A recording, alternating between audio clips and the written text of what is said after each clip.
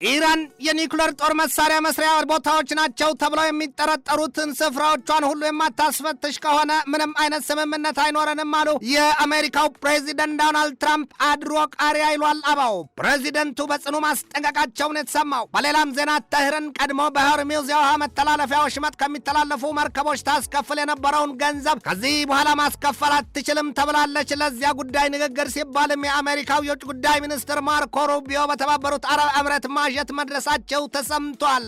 ይህንን ርዕሰ ጉዳይ በዓለም አቀፉ ትንታኔ ዘገባችንም መርጠን ተመልክተነዋል። ከትንታኔ ዘገባው ጋር ትዕግስቱ በቀለ ነኝ። ከ17ኛው መቶ ክፍለ ዘመን አንስቶ የጠቢባን የአብርሆታቸው ምንጭ ልዩ ቡናና የቡና ጥበብ ነው። ታዲያ ይህን ቡና ለመቅመስ ጥበቡንም ለመማር ዝግጁ ኖት? አሃዱ ኮፊ አካዳሚ በአዲስ አበባ ትምህርትና ሥልጠና ቁጥጥር ባለሥልጣን ፈቃድ በማግኘት የረጅም ጊዜ ልምድ ባላቸው ባለሙያዎች በመታገዝ የተለያዩ የቡና አይነቶችን የመቅመስ ኮፊ ካፒንግ፣ የቡና ቆላል፣ ሮስቲንግ፣ ጣዕምን፣ ፍሬዎችን፣ መዓዛንና አሲድነትን የመለየት ጥበብ በባሬስታና አግሮ ማርኬቲንግ ዘርፎች ሥልጠና ለመስጠት ዝግጅቱን አጠናቋል። የቡና ጥራትን ለመጠበቅ የቡና አፍቃሪዎች የተለያዩ ጣዕሞችን ለማወቅ እንዲሁም አምራቾች ምርቶቻቸውን ለማሻሻል እንዲችሉ የሚረዳውን ይህንን ሥልጠና በአሃዱ ኮፊ አካዳሚ በመሰልጠን ብቁ ባለሙያ ይሁኑ። የሥልጠና ቦታው በቦሌ ጃፓን ኤምባሲ ናይል ሶርስ ሕንፃ 3ኛ ወለል ላይ። ለበለጠ መረጃ በስልክ ቁጥር በ0961 88 82 22 ይደውሉልን። አሃዱ ኮፊ አካዳሚ።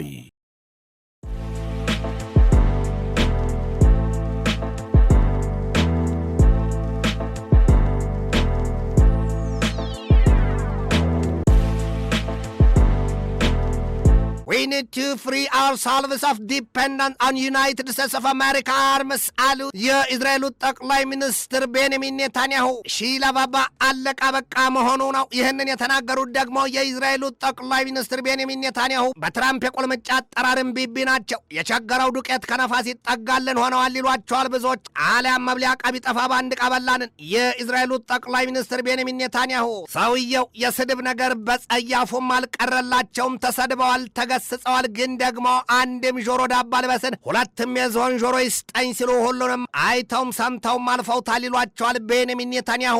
አሁን ግን አሉ ኔታንያሁ በቃ ይበቃናል፣ ከአሜሪካ የጦር መሳሪያ ጥገኛነት ነጻ መውጣት አለብን፣ የሰጠ ቢነሳ የለበት ወቀሳ ይሉትን ያስታውሷል። ደግሞም አሉ የአይሁዳዊቱ ሀገር ጠቅላይ ሚኒስትር ቤንያሚን ኔታንያሁ ራሱን የማይችል አንገት የለም፣ ከኢራንና ከምታስታጥቃቸው በእነርሱ አጠራርም ፕሮክሲስ ጦርነቱ አልተጠናቀቀም፣ ገና ነው፣ ኖት ኦቨር የት ነው ያሉት። እናም ወገኔ እስራኤላውያን ሆይ ተነሱ፣ ይሄ ጫፉ ነው ስሩ ገና መቼ። የጦር ኃይላችን በሙሉ በሀገር ቤት የተሰሩ የጦር መሳሪያዎችን መታጠቅ አለበት፣ ነጻ እንወጣለን፣ በማንም ላይ ጥገኛ አንሆንም፣ ማንም አፈጥብንም አንጓጥጠንምም ብለዋል። ይሄ ደግሞ ሲያልቅ አምር ይሏል አበው። የእስራኤሉ ጠቅላይ ሚኒስትር አሉ ለዓመታት ላገኘነው ድጋፍ ምስጋናና አድናቆቴ የላቀ ነው፣ የአሜሪካ ወዳጆቻችንን እናመሰግናለን። ዛሬ ግን አሉ ኔታንያሁ፣ ዛሬ ግን እላችኋለሁ ሀገራችን ራሷ የጦር መሳሪያ ማምረትና ከዚህ በኋላ በራሷ መተማመን አለባት። ከኢራንና ከሌሎች ታጣቂ ኃይሎች ጋር እንዋጋለን። በእርግጥ ግን እነዚያን ኃይሎች እንዳይሞቱ እንዳይሽሩ አድርገን ቀጥቅጠናቸዋል። ግን ደግሞ እላችኋለሁ ደግሜም ከነዚያ ጠላቶቻችን ጋር ጦርነታችን አላበቃም፣ ጉዳዩ በእኛ ጥንካሬ ላይ የወደቀ ነገር ነው ብለዋል። ከዚህ በኋላ ቢያንስ ለ30 ዓመታት በራሳችን የምንተማመንበትን ኃይል መገንባት አለብን። እንዳሁኑ ያለ ሰራዊት ከትውልዱ ውስጥ መመልመል ማሰልጠንና ማብቃት አለብን ያሉት። ያንን የምናደርግ ከሆነ መዳረሻችንን መወሰን ያስችለናል ነው ያሉት ቤንያሚን ኔታንያሁ። በተነካ ስሜት ሆነው መስጠት ያኮራል፣ መቀበል ያሳፍራል ይሏል አበው። የአሜሪካና የእስራኤል ባለስልጣናት በቅርቡ በአዲስ መልክ ለ10 ዓመታት የጸጥታ ትብብር ማዕቀፍ ለማድረግና በስተመጨረሻም ግንኙነታቸውን ከዚያ ወደ ላቀ ደረጃ ለማሸጋገር ማለማቸውን መግለጣቸው አይዘነጋም። አሁን ጄሩሳሌም በዋሽንግተን ጥላ የተከለለች አሊያም የተዋጠች ያህል ስሜት እንዳላት ይነገራል። ለነገሩማ እኮ በኢራን ላይ የጣምራ ጦርነት ሲታወጅ ትራምፕና ኔታንያሁ በአንድ ልብ በአንድ አፍ እንደነበረ ይታወቃል። ቀስ በቀስ ግን አሜሪካ ከኢራን ጋር ሸርተት ያለች ለመደራደር ስታለም ለእስራኤል ማማከር ቀርቶ ማሰማትም አልፈለገችም። እናም እስራኤል በአሁኑ የአሜሪካና የኢራን የመግባቢያ ሰነድ ፊርማ አልተካተተችም። ባለጉዳዩ ቀድሞ ነገር ኢራን የህልውና ስጋቴና ስትል በኢራን ላይ ጦርነት የምትፈልገዋ እስራኤል ኢራንም ከካርታ ላይ ሰርዛታለሁ ስትል የምትዝትባት እስራኤል ከቶ ታዲያ አሜሪካን ማን ባለቤት አደረጋት ከተባለ የለም ጉዳዩ ወዲህ ነው። አሜሪካ የኢራንን ከፍሪዳ በላይ የሰባ የነዳጅ ዘይት ሀብታ ጮልቃ ተመልክታለች። ጉዳዩዋ እዚያ ድረስ ነው ሲሉ የሚያሳዩትን ብዙዎች ናቸው። ትራምፕ በቅርቡ እንኳን ወደ የመግባቢያ ስምምነቱ ፊርማ ከመድረሳቸው ከሁለት ቀናት በፊት በሰጡት ማብራሪያ የኢራኗን የካርግን ደሴትና ሙሉ በሙሉ የነዳጅ ዘይት ገበያዋን እንቆጣጠረዋለን፣ እንደ ቬኔዙዌላም እናደርጋታለን ማለታቸው አይዘነጋም። ከወፈሩ ሰው አይፈሩ አሊያም እብድና ዘበና የልቡን ይናገራል። ያቺ የኢራኗ የካርግ ደሴት 90 በመቶ የኢራን የነዳጅ ዘይት ሀብት የውጭ ንግድ የሚዘዋወርባት ደሴት መሆኗ ይነገራል። ገጿም ከርሷም ከተባለ ቢገምጡት የማይሰለች ጮማ ናት ይሏታል። ትራምፕ ያንን ከተናገሩ ከሁለት ቀናት በኋላ ደግሞ የለም ከኢራን ጋር በስምምነት ሂደት ውስጥ ገብተናል ማለታቸው ይታወሳል። በአንድ ራስ ሁለት ምላስ። በአሜሪካና በኢራን መካከል የመግባቢያ ስምምነት ለመፈራረም መነሻ የሆነው ሰነድ ደግሞ በሁሉም ግንባሮች ሊባኖስን ጨምሮ ጦርነቱ ሙሉ በሙሉ ይቆማል፣ እስራኤልም ከሊባኖስ ምድር ለቃ ትወጣለች የሚል ፍሬና ጭብጥ አለው። ታዲያ ግን እስራኤል በሊባኖስ ጦርነቱን ቀጥላለች። አሜሪካና ኢራን ተስማማን ተፈራረምን ሲሉ በተለይም የአሜሪካ ሹማምንት ጮቤ ይረግጣሉ። እንኳንስ ሊያጸድቀኝ በቅጡም በኮነነኝ ይሉትን ያስታውሷል። ያ በመሆኑ ደግሞ የአሜሪካና የኢራን መሪዎች ወዲያም የአሜሪካና የእስራኤል መሪዎች የጎሪጥ እንዲተያዩ አድርጓቸዋል። የልጅ ተሟጋሽ ጧት መሬት መሬት ማታ ሰማይ ሰማይ ይሏል አበው። እስራኤል አዝቦላ ተነቅሎ እስኪ ወድቅና እስኪ ጠፋ ድረስ ስጋቴ ነውና ከሊባኖስ ምድር ለቅቄ አልወጣም ብላለች። ኢራን ደግሞ እስራኤል ከሊባኖስ ምድር እስካልወጣች ድረስ የምን ስምምነት የምን ፊርማ ስትል በእስራኤል ላይ ለጥቃት ማጉረጥረጧ ይታያል። በዚያ መካከል አንድም ኃይሏ ሁለትም ግርማ ሞገሷ የተልፈሰፈሰ የምትመስለው አሜሪካ በሁለቱም ባላንጣ ሀገራት በኢራንና በእስራኤል ታኝኮ የተተፋ ገዳን ሆናለች ይሏታል። ጥርስ የሌለው አንበሳ። ትራምፕ እስራኤል ሊባኖስን ከማጥቃት ትታቀብ ዘንድ ሊያደርጓት ስለመቻላቸው ተጠይቀው ሲመልሱም ይህንን አሉ። አሁን እስራኤላውያኑ ለእኔ ትልቅ ክብር አላቸው፣ እኔ ያልኳቸውን ይቀበላሉ፣ ይተገብራሉ። ምን ያሉት ትራምፕ ትከሻቸውን ከፍ ዝቅ እያደረጉ ቃል በቃል they have a lot of respect for me and I do as I say ነው ያሉት። ወየል ወዲያ ቅዝምዝም ወዲህ ይሏል አበው። ትራምፕና ኔታንያሁ በኢራን ላይ የጣምራ ጦርነት ሲያውጁ ግባቸው ከነበሩት ዋና ዋናዎቹ ሲጠቀሱም የኢራንን የኒውክለርና የባለስቲክ ሚሳይል ጨርሶ ማውደም፣ የተብላላውን ዩራኒየም አንድ መረከብ አሊያም በተመሳሳይ ማውደም የሚልና በኢራን የአያቶላዎቹን አገዛዝ ለአንዴና ለመጨረሻ ጊዜ ነቅሎ መጣል አሊያም ማስወገድ እንደነበር አይዘነጋም። ያ ታቅዶላት እንደገና ዳቦ ከላይም ከታችም የእሳት አበላይ ተቆሰቆሰባት ፋርሳዊቷ ሀገር ኢራን ግን የድንጋይ ንፍሮን የሆነችው ይሏታል። አይበስል አይቆረጠም ጨርሶም የማይሞክሩት ሁለቱ ሀገራት ካለሙት ግብ ደርሰዋል። አሳክተውታል ወይ ሲባልም ከአይኔ በላይ ምስክር አልሻም ነውና የሆነው ሆኗል። ሌላውና ለሰሚው ድንቅም ጭንቅ የሚያሰኘው ዜና ደግሞ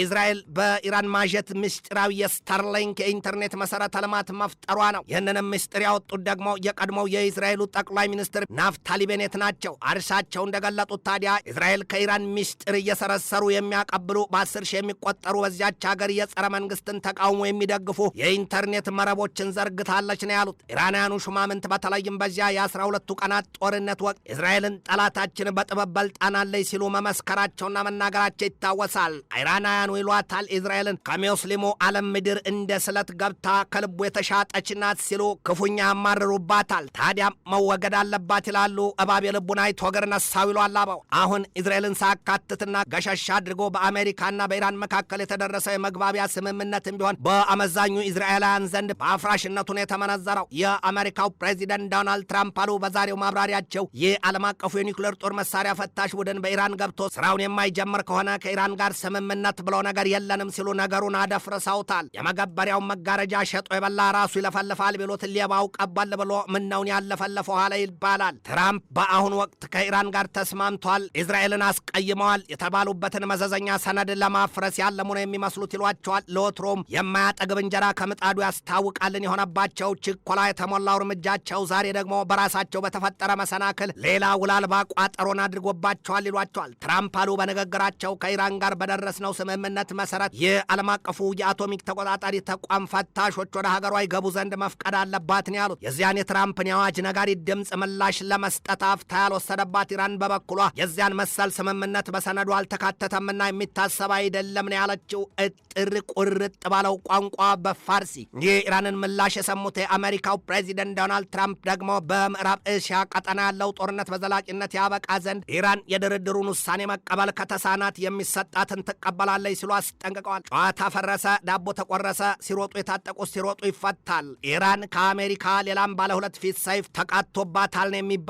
ያውም ቀድሞ በፋርስ ባህር የሆርሙዝ የውሃ መተላለፊያ ወሽመጥ ከሚቀዝፉ የሀገራት የነዳጅ ጫኝ መርከቦች በአንድ መርከብ ስታስከፍል የነበረውን የ2 ሚሊዮን ዶላር አሁን ማግኘት አትችይም ተብላለች። በገዛ ዳቦዬ ልብ ልቡን አጣሁት፣ ግዛይ ግዛይ ብለው ሊሸጠኛ ሰባይሉትን ይሆኖባታል። እዚያ ጉዳይም ሲባል አሜሪካ የውጭ ጉዳይ ሚኒስትሯ ማርኮ ሩቢዮን ወደ ተባበሩት አረብ ኤምሬት መላኳ ተገልጧል። ሩቢዮ በመጀመሪያው እግራቸውን ያሳረፉት በተባበሩት አረብ ኤምሬት ይሁን እንጂ ታዲያ በባህረ ሰላጤው ቀጠና ያሉ ሌሎች ሀገራትንም ይጎበኛሉ ነው የተባለው።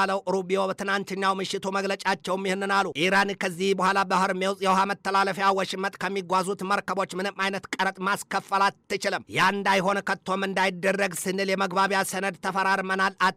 አትችልም ነው ያሉት። ደግሞም አሉ ሰውየው የዓለም አቀፉን ሕግ መቃረርና መጻረር መሆኑን ተወቀው ሲሉ አጥብቀው ተናግረዋል። ሩቢዮ ከተባበሩት አረብ ኤምሬት በመቀጠል ኩዌትና ባህሬንን ይጎበኛሉ ነው የተባለው። እነዚያ የባህረ ሰላጤው ሀገራት ሳውዲ አረቢያ፣ ኳታር፣ የተባበሩት አረብ ኤምሬት፣ ኩዌትና ባህሬን ኢራን በእስራኤልና በአሜሪካ የበቀል ስሌቷ በሚሳይሎቿና በሰው አልባ የጦር አውሮፕላኖቿ ወይም ድሮንስ ደጋግማ ገምሳ የገለገለቻቸው ሀገራት እንደሆኑ ይታወቃል። ቢሆንም ግን ሀገራቱ ከተባበሩት አረብ ኤምሬት በስተቀር ለኢራን የከፋ አመለካከት የላቸውም ነው የሚባለው። እንዲያውም ይራሩላታል፣ ይቆረቆሩላታል ነው የሚባለው። አገባሻለሁ ያለው ሁሉ ላያገባሽ ከባልሽ ወደ አትባባሽን አሊያም ከሩቅ ዘመድ የቅርብ ጎረቤት ይመረጣልና ጉዳዩ ውስጥ ምስጢሩ ለሀጣን የመጣ ለጻድቃን ይተርፋልን አሊያም አይጥ በበላ ዳዋ ተመታን ሆኖ እንጂ እኛ የባህረ ሰላጤው ቀጠና ሀገራት ከኢራን ጋር ለክፉ ቀርቶ ለደጉ ሴትና መቼ ተገናኝተው አፍንጫዋ ነው ብዬ በአይኗ ጎረስኳት ቢሉ ፈርዶብኝ እንጂ ሁለቱስ መች መጉረሻ የነበር አለችሏል። ሩቢዮ በአቡዳቢ ማብራሪያቸው ምሽቱን ከተናገሩትና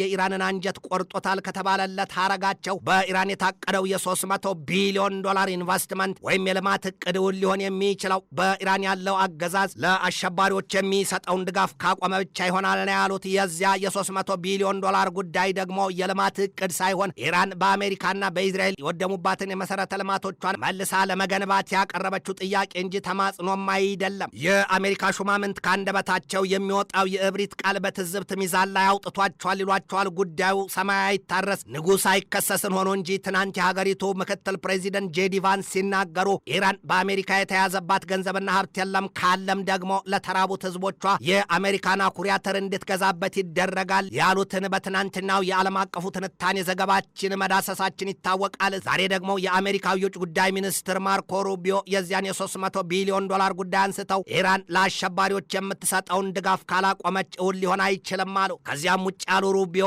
ኢራን ለቀጠናው ታጣቂ ኃይሎች እንዳብነትም በጋዛ ሰርጥ ለሐማስ፣ በሊባኖስ ለሐዝቦላ፣ በየመን ለሐውቲዎች የምትሰጠውን ማንኛውንም አይነት ድጋፍ እርግፍ አድርጋ ማቆም አለባትን ያሉት። ሂዳት በለው እንዲሄድ አድርገው ዛሬ ድረስ አሜሪካውያኑ ይህንን ብለዋል። ነገና ከነገ ወዲያስ በኢራን ያለው አስተዳደር አንድም ትጥቁን ይፍታ ሁለትም ለቆ ይጥፋ ላለማለታቸው ምን መተማመኛ ይኖራል ሲሉ የሚሳለቁት በርክተዋል። ሩቢዮ በማጠቃለያ ንግግራቸው የሆርሙዝን የውሃ መተላለፊያ ወሽመጥ የዓለም አቀፍ ይዞታ ነው፣ የአንድ ሀገር ብቻ አይደለም። ማንም ለማንም የሚከፍለው ቀረጥና ክፍያ የለም። አሜሪካ ያንን አትቀበለውም። በዚያ ጉዳይ አሜሪካን የሚሞግት ሀገር በዚህ ቀጠና ይኖራል ብለን አናምንም፣ ሁሉም ከኛ ጋር ይስማማሉ ነው ያሉት። ኢራን ሆይ እንግዲህ ይብላኝልሽ ማዕድሽ በግድ ተነጥቋል ያሏት ለቁጥር ያታክታሉ። በጉዳዩ ዙሪያ ሩሲያና ቻይና ያሉት ነገር ገና ባይሰማም ትንታኔ ዘገባውን ስናዘጋጅ በዋቢነት ታይምስ ኦፍ እስራኤልን፣ ፎክስ ኒውስን፣ አዘር ኒውስን፣ ዩናይትድ ኒውስን፣ ካልካሊስትን፣ ኤዥያ ቱዴይን፣ ሲኤንኤንን፣ ኢንዲያ ቱዴይን፣ ዘ ቴሌግራፍ ኦንላይንን፣